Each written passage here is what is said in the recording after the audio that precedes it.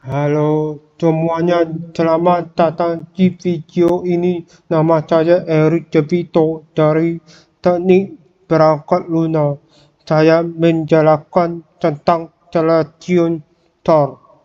Oke, tadi apa? Di Celestion Thor itu Celestion Thor adalah algoritma yang bekerja dengan cara memilih elemen terkecil dari kata yang belum diurutan, lalu menempatkannya di posisi paling depan.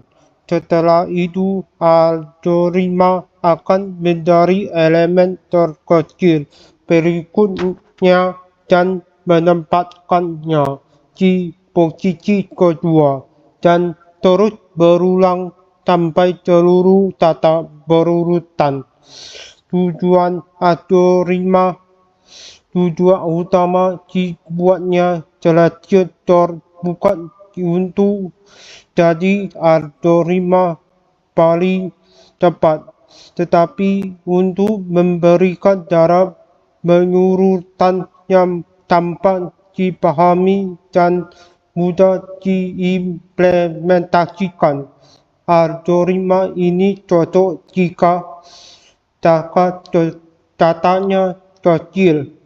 Kamu sedang belajar struktur data, atau kamu butuh berurutan yang sederhana tanpa logika rumit, walaupun tidak terlalu tepat untuk data besar.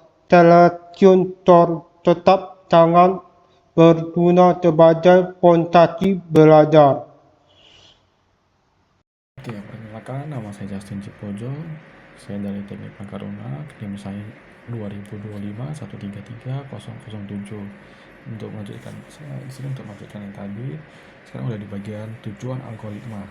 Tujuan utamanya dibuat selection sort bukan untuk jadi algoritma paling cepat, tapi untuk memberikan cara pengurutan yang gampang dipahami dan juga mudah diimplementasikan. Algoritma ini cocok jika datanya itu lebih kecil, atau kamu sedang belajar struktur data, atau mungkin kamu butuh pengurutan yang sederhana tanpa logika yang rumit. Ini sangat cocok. Walaupun tidak terlalu cepat untuk data yang besar, selection sort tetap sangat berguna sebagai fondasi untuk belajar. Nah, sekarang kita ke cara kerjanya. Kita mulai dari proses posisi pertama. Kita cari elemen paling kecil dari seluruh data yang belum diurutkan.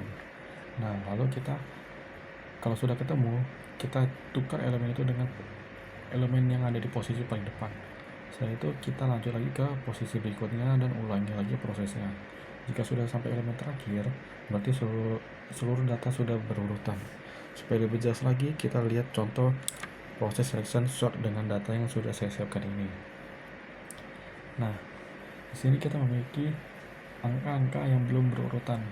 Ya, seperti 5, 8, 4, 9, 1, 6 ini. Nah, caranya tuh tinggal kita membandingkan angka 5 dengan 8, 8 dengan 4, dan selanjutnya gitulah. Nah, pertama kita membandingkan 5 dengan 8, karena angka 8 itu lebih besar dari angka 5, jadi kita lanjut menggunakan angka 5. Nah, nanti 5 dibandingkan dengan 4. Nah, karena 4 itu lebih kecil dari yang 5, jadi kita sekarang menggunakan angka 4. Setelah itu 4 kita bandingkan dengan angka 9. Nah, angka 9 itu lebih besar dari angka 4, jadi kita tetap menggunakan angka 4. Lalu kita bandingkan 4 dengan angka 1. Nah, 1 ini lebih kecil dari angka 4, jadi sekarang kita memiliki angka 1. Nah, angka 1 ini kita bandingkan dengan angka 6. Kan angka 1 ini tetap lebih kecil, jadi angka 1 ini kita pindahkan ke paling depan, dan angka 5 ini kita pindahkan ke posisi 1 sebelumnya gitu. Nah, lalu kita lanjut lagi ke selanjutnya, yaitu 8, dan 8 ini kita bandingkan dengan 4 gitu. Kita cari angka terkecilnya lagi gitu. Nah, kan 8 ke 4, lalu kita 4 ke 9 masih 4, 4 ke 5 4 juga, 4 ke 6 juga tetap 4. Jadi 4 dengan 8 ini kita pindahkan posisinya saja.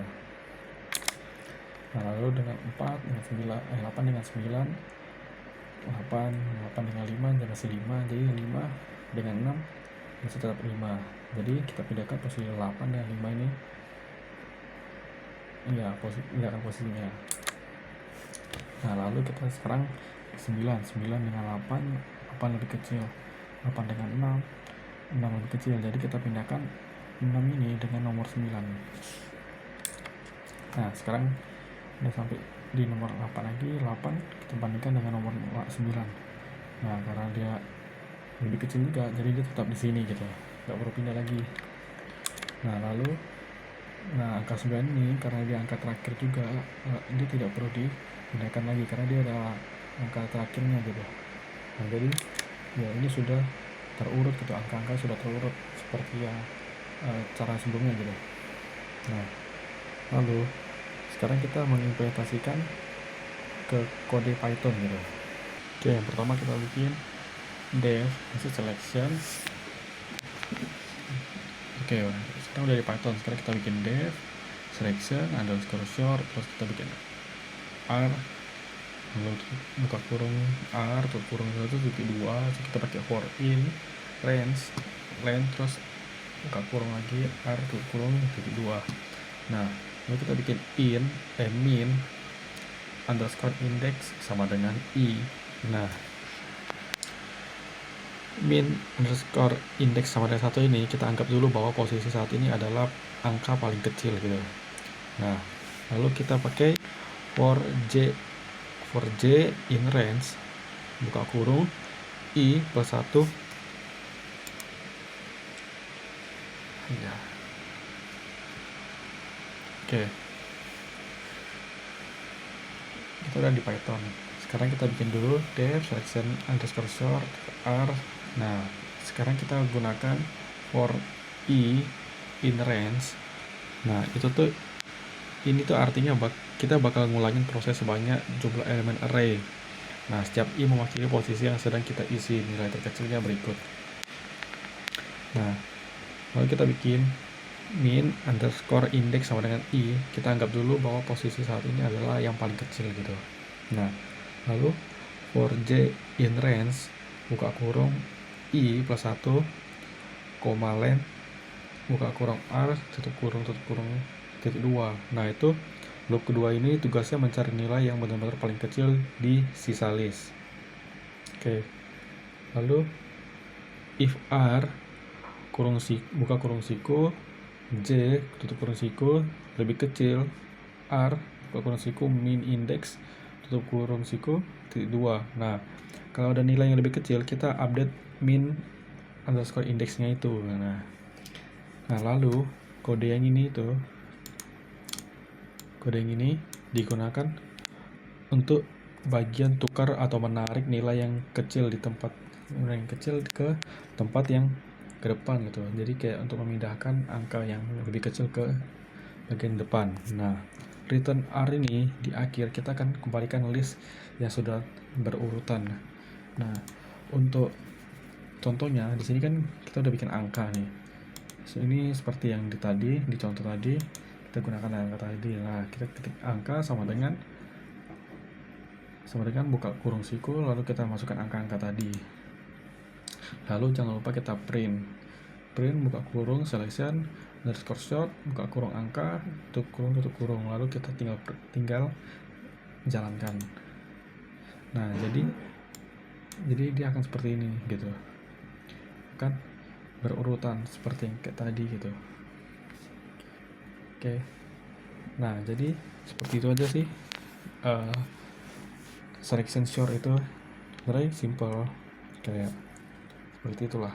Nah, kelebihan dan kelebihannya itu mudah dipahami, mudah diimplementasikan, dan swap lebih mudah dibandingkan bubble sort.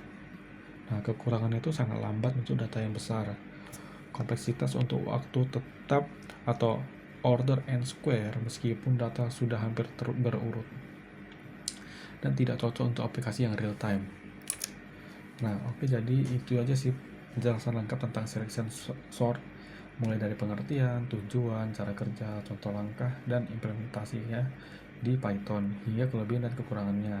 Semoga video ini membantu kamu memahami bagaimana algoritma pengurutan bekerja.